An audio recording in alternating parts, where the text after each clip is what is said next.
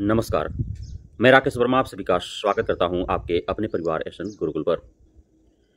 बिहार में पुराने वेतनमान वाले शिक्षकों, बीपीएससी शिक्षकों एवं सक्षमता परीक्षा उत्तीर्ण नियोजित शिक्षकों को तबादले हेतु नई पॉलिसी तैयार की गई है। इस पॉलिसी के अनुरूप एक वेबसाइट बनाया जा रहा है। वेबसाइट 1 हफ्ते के अंदर बन करके तैयार हो जाएंगे। ट्रायल के लिए आरंभ कर दिए जाएंगे। 2-4 दिनों तक ट्रायल चलेगा। सक्सेसफुल रहा तो उसके बाद अगले हफ्ते से ही प्रक्रिया में ला दिया जाएगा। ऑनलाइन आवेदन इच्छुक शिक्षकों से लिया जाना आरंभ हो जाएगा। वे सभी शिक्षक शिक्षिकाएं जो तबादले का बेसब्री से वर्षों से इंतजार कर रहे हैं, तबादले न होने के कारण कई सारे मुश्किलातों का सामना कर रहे हैं, उन सभी शिक्षक शिक्षिकाओं के लिए राहत भरी खबर है कि अब नवंबर माह में ही ऑनलाइन आवेदन लिए जाएंगे और दिसंबर माह के अंत तक उनको बेहद ही सहज, सुरक्षित और सुविधाजनक स्थानों पर पोस्टिंग करा दिया जाएगा।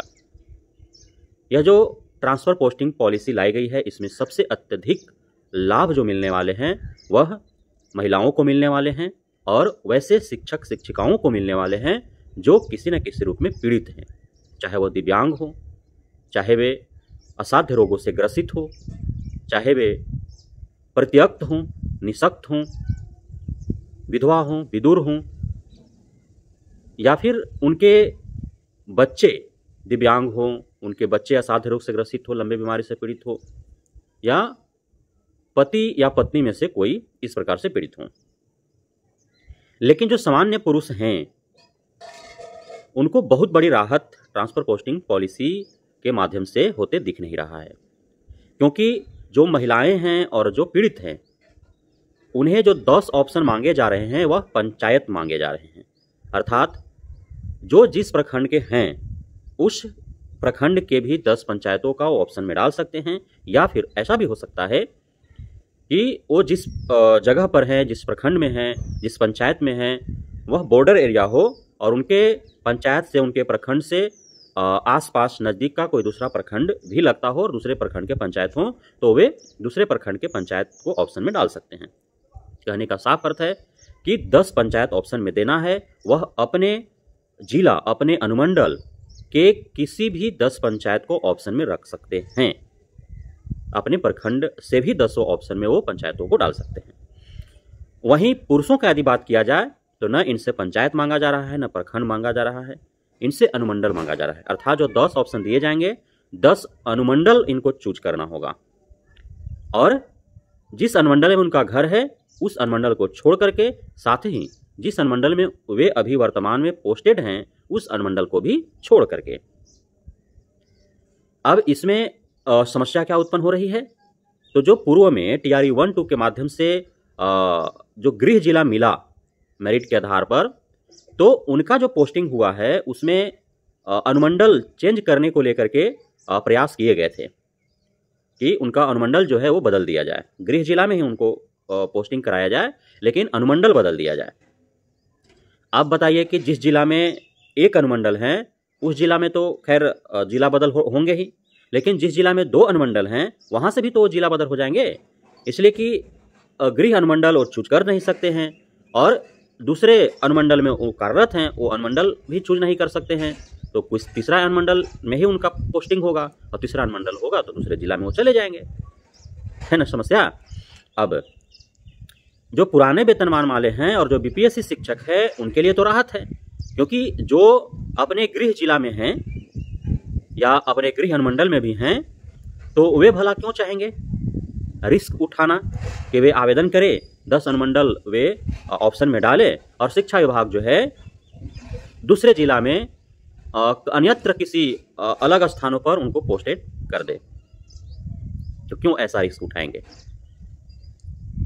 वहीं यदि दूसरी तरफ सक्षमता परीक्षा उत्तीर्ण नियोजित शिक्षकों की बात करें तो उनके लिए मजबूरी है, क्योंकि उनको राज्य कर भी बनना है तो उनको पोस्टिंग लेना होगा और यदि वे पोस्टिंग नहीं लेते हैं तो यूं ही नियोजित रह जाएंगे। अब जब उनको पोस्टिंग लेना है, चूंकि अधिकांश नियोजित शिक्षक बिल्कुल ही अपने सहज स्थान पर थे, जो अधिकांश नियोजित शिक्षक हैं वे अपने पंचायतों में पदस्थापित या अपने पंचायत के ही इर्द गिर्द पदस्थापित हैं अपने गांव में भी पदस्थापित हैं, अपने आस पड़ोस के विद्यालय में पदस्थापित हैं। अब उनको राज्यकर्मी बनना है तो वे क्षमता परीक्षा दिए, उत्तीर्ण हुए, अब वे पोस्टिंग के इंतजार कर रहे हैं। तो अब तो उनका जो अपने आसपास में थे, वर्षों से कार्यरत थे, घर से आना जाना था, अब 10 जो है अनुमंडल चुनेंगे वो। अब 10 अनुमंडल में से किस अनुमंडल में उनको भेज दिया जाएगा, जिला बदल कर दिया जाएगा या अपने ही जिला में रखा जाएगा। यह तो रेंडमाइजेशन से होना है ना पोस्टिंग, तो समय बताएगा कि क्या होगा। तो एक बार पुनः जब तबादला हो जाएगा तो उस समय पोस्टिंग के बाद हो हंगामा हो सकता है। लेकिन इसमें शिक्षा विभाग बहुत शातिर दिमाग लगा चुकी है, क्योंकि अब आधी आबादी जो है लगभग 60% जो हैं वे तो महिलाएं हैं विद्यालयों में कार्यरत। अब उनको तो बेहद ही सहज जगह पर पोस्टिंग करा दिया जाएगा, एकदम उनका नज़दीक घर में। दूसरा चीज़ की जो पीड़ित हैं, और पीड़ित में पुरुष भी आ जाएंगे, तो उनको जो है सेफ जोन में डाल दिया जाएगा। तो बच जाएंगे कितने लोग, मुश्किल से 20%, 25%, जिनको यत्र तत्र पोस्टिंग कराया जाएगा दूसरे अनुमंडल में, दूसरे जिलों में। 10 अनुमंडल जो चूज करेंगे उनमें से कहीं भी उनको भेज दिया जाएगा। हालांकि प्राथमिकता दी जाएगी, जो पहला दूसरा तीसरा इस प्रकार से जो उनके द्वारा ऑप्शन में डाले जाएंगे उस अनुरूप जो है उनको प्राथमिकता दी जाएगी। लेकिन कहीं ना कहीं वो मजबूर होंगे ना दूसरे अनुमंडल में जाने को और दूसरे जिला में जाने को, और वहाँ उनको पोस्टिंग कराना पड़ेगा, लेना पड़ेगा।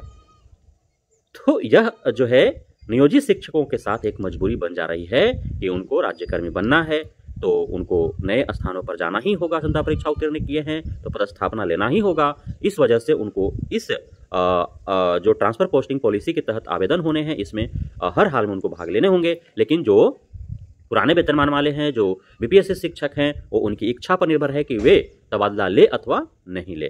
तो निर्णय आपके हाथ है कि करना क्या चाहते हैं।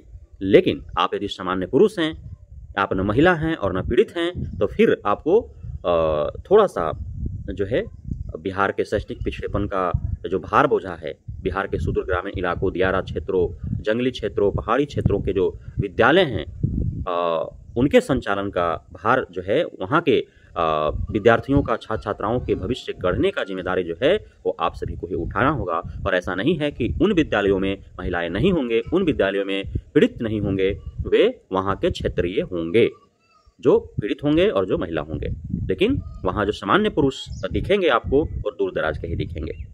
तो इस प्रकार से पोस्टिंग कराया जा रहा है। हालांकि इसमें बवाल न काटने वाली स्थिति इसलिए उत्पन्न हो सकती है क्योंकि शिक्षा मंत्री साहब एक नहीं 100 बार उन्होंने जहां भी अवसर मिला है न्यू ट्रांसफर पोस्टिंग पर बोलने का, उन्होंने यह बात हमेशा बोला है कि सामान्य पुरुष जो होंगे उनको कहीं ना कहीं जो है थोड़ा नाराजगी हो सकता है, क्योंकि जो न्यू ट्रांसफर पोस्टिंग बनाई जा रही है उसमें महिलाओं को प्राथमिकता दी जा रही है, उसमें पीड़ितों को प्राथमिकता दी जा रही है। 100% लोगों को किसी भी नीति के द्वारा संतुष्ट नहीं किया जा सकता है। तो लेकिन प्रयास किया जा रहा है कि अधिक से अधिक लोगों को जो है तो उदारता भरी भावना के साथ उनको पोस्टिंग कराया जाए, उनको सहज, सुरक्षित और सुविधाजनक स्थानों पर भेजा जाए ताकि अधिक से अधिक लोगों को इस नीति का फायदा पहुंचे। साफ साफ बारंबार यह बातें समाचार पत्रों के माध्यम से, सोशल मीडिया के माध्यम से, न्यूज़ चैनलों के माध्यम से आते रही है कि दियारा क्षेत्रों में, पहाड़ी क्षेत्रों में, जंगली क्षेत्रों में, दूर दराज के ग्रामीण इलाकों में सामान्य पुरुषों को जाना ही पड़ेगा जो पीड़ित नहीं हैं और जिनका एज भी जो है वो 40 के इर्द गिर्द हो, अर्थात 40 साल के आसपास तक के जो एज ग्रुप वाले सामान्य पुरुष शिक्षक हैं, उन्हें हर हाल में इस प्रकार की जो है क्षेत्रों में पोस्टिंग होगा ही होगा। बहुत बहुत धन्यवाद आप सभी साथियों का हमारे साथ जुड़े रहने के लिए, बढ़ने के लिए, मित्रता प्यार देने के लिए, भरोसा बनाए रखने के लिए।